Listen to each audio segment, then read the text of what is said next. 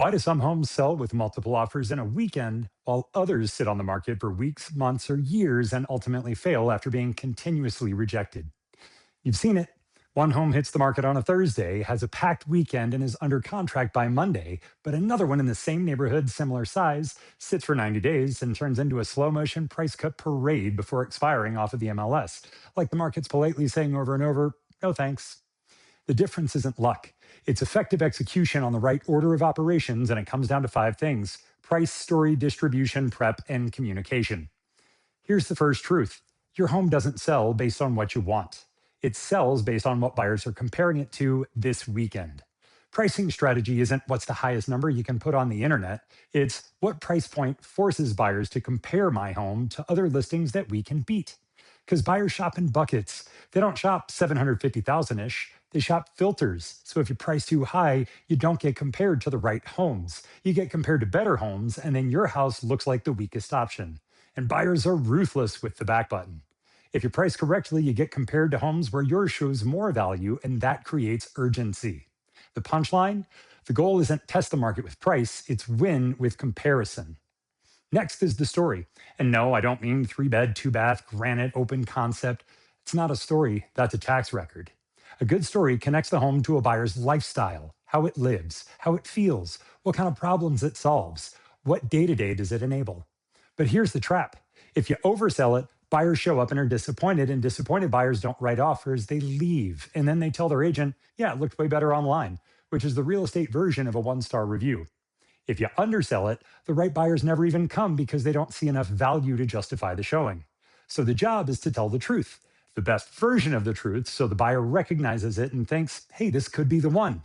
But even a perfect price and a perfect story can fail if it's poorly distributed. Buyers find homes through a few main channels. The internet is the biggest and most important. Other agents come in second. Open houses and friends, relatives, neighbors, real estate signs, believe it or not, are important.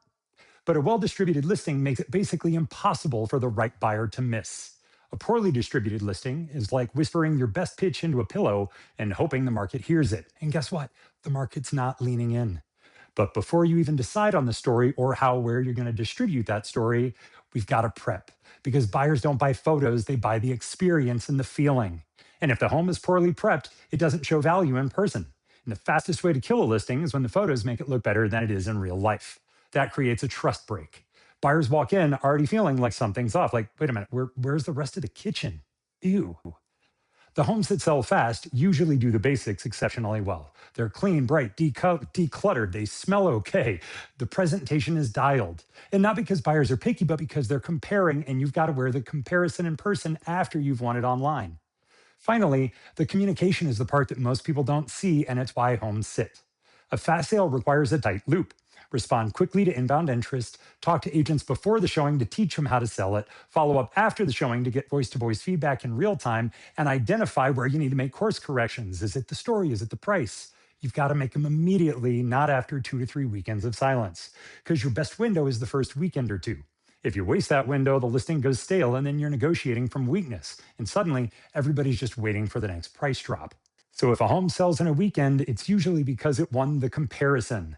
Right price, right story, right distribution, right prep, and a tight feedback loop. If you want, I'll show you exactly what your home would be compared against in your market and what price point gives you the best odds of selling fast without leaving money on the table. DM me weekend and I'll send you my pricing framework. If this helps, please share it with a friend or follow the channel. I'm Stu Galvis and I sell houses. Smart strategy, no hype.